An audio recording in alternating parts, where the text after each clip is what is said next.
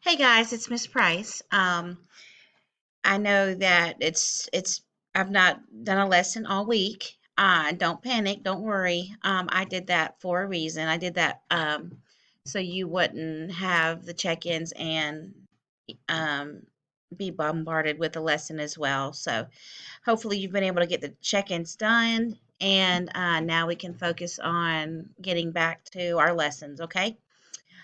So this is chapter 3, Tales from the Great Plains of the Native Americans. Okay. The first word, let's look at vocabulary. The first word is remnant. It's a noun, it's a leftover piece or a small part of the whole. Scout. There are two definitions here. One is a noun and one is a verb. A noun is someone who is sent somewhere in advance of others to gather information. Two is a verb. It's to observe someone or something in order to gather and report information about that person or thing. Three is band. It's a noun, a group of people, animals, or things that act together to achieve a common purpose. Four is council, which is a noun, a group of people chosen to lead or give advice. And five is waken. It's a noun in the Sioux culture, a supernatural power. Okay, and so I'm going to pull up um, chapter 3, and so we're going to get started together, and I'm just going to have you read. I'm not going to read the whole thing, but I'm going to have you read some, and we'll kind of do it together. Okay, guys? All right. Let's see. Here we go. So the big question here for this chapter is, what do these Native American stories reveal about the culture of the Comanche and the Lakota Sioux? All right. I'm going to start us off. Image of a brave warrior on horseback gazing over his beloved prairie or canyon is perhaps one of the things that comes to mind when we think of Native Americans. Horses were and remain essential to many Native American cultures, but there was a time long ago when Native Americans did not know about horses.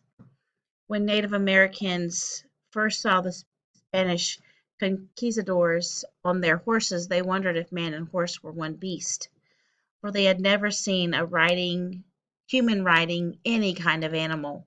The Comanches soon realized this was not true, but many years would pass before they learned to talk to the horses and ride them like the Spaniards.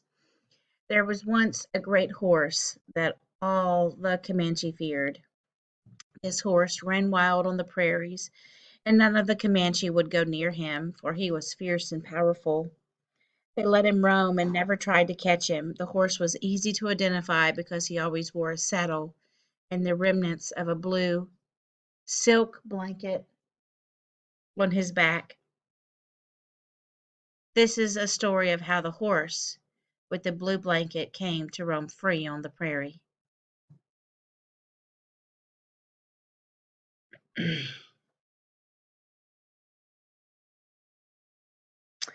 Okay, so there are four stories, or not four stories, two stories. Sorry, two stories.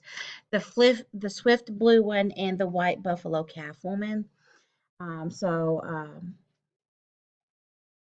I'm gonna read the swift blue one, the Comanche, and then I want you to read the white buffalo calf woman. Okay. One day, a brave young Comanche warrior was out hunting when he saw a Spanish soldier riding on a horse. The soldier wore heavy metal armor and he carried a gun and a long, sharp sword. Perhaps the soldier was lost, or perhaps he was a scout sent to discover what was over the next hill. The young Comanche warrior and his people considered the Spanish to be enemies, for the Spanish, with their guns, sharp steel swords, and powerful horses, sometimes attacked Comanche camps. Fear and anger rushed through the Comanche's veins as he rose from his hiding place in the tall grass and shot an arrow at the Spaniard. The arrow found its way through a crack in the soldier's armor, and he fell from the horse to the ground with a loud thud. Wounded, he moaned in pain. His horse stood over him and did not move.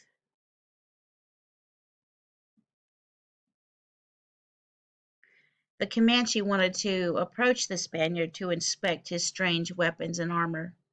But when he drew near, the horse snorted angrily and beat his front hoofs on the ground. The Comanche was afraid of the horse, and he backed away. He wanted the horse to leave, so he snarled and growled and yelled at him, but the horse still did not budge.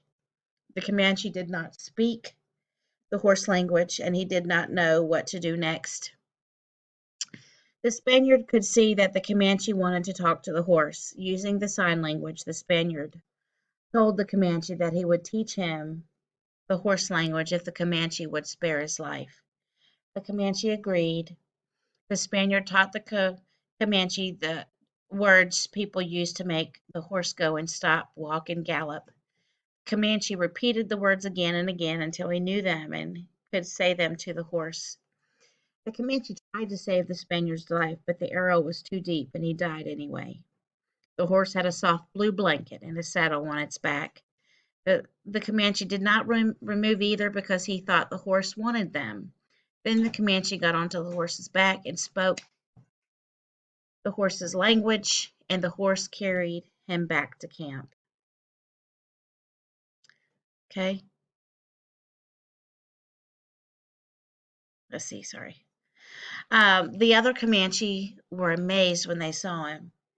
He told them his story and showed them how he had learned to make the horse go and stop, walk, and gallop. After that, the Comanche warrior always rode the horse, and he became a fearsome warrior and a great hunter. He named the horse the Swift Blue One because he was as fast as the wind. The other warriors were afraid of the horse, and they thought he would ride over them and crush them with his big hooves. One day the warrior was killed in battle, but the Swift Blue One survived. The other Comanche were still afraid of the horse, so they set him free to roam on the prairie. They would see him sometimes out there running as fast as the wind with a saddle and a blue blanket on his back. In time, more horses escaped from the Spanish soldiers, and these horses joined the Swift Blue One out on the prairie. He became their chief, and he followed them everywhere. The Swift Blue One's herd grew and grew until there were too many horses to count. Eventually, other Comanche learned the horse language, and the horse culture spread. Many of the horses ridden by the Sioux, Apache, Pawnee, and other tribes of the Great Plains and beyond are the descendants of the Swift Blue One. And guys, here is the white buffalo calf woman, Lakota Sioux.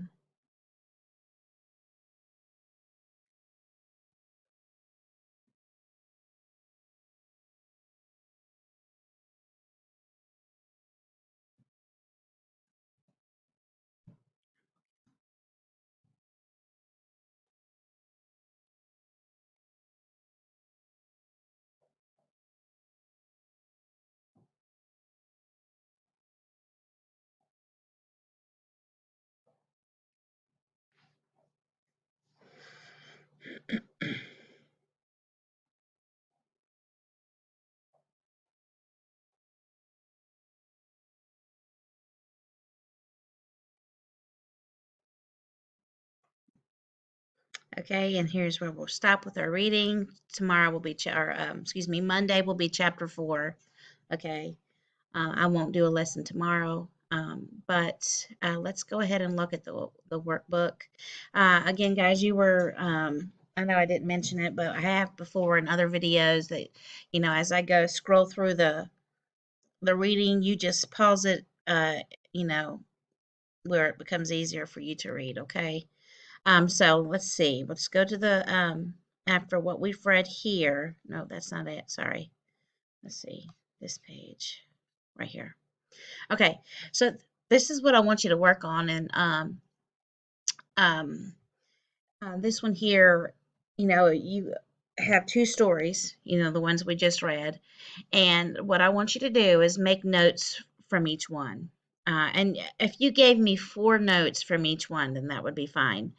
Okay, so 4 things from the Swift Blue One, 4 things from the White Buffalo Calf Woman, and then down here, I want you to just list how they're alike.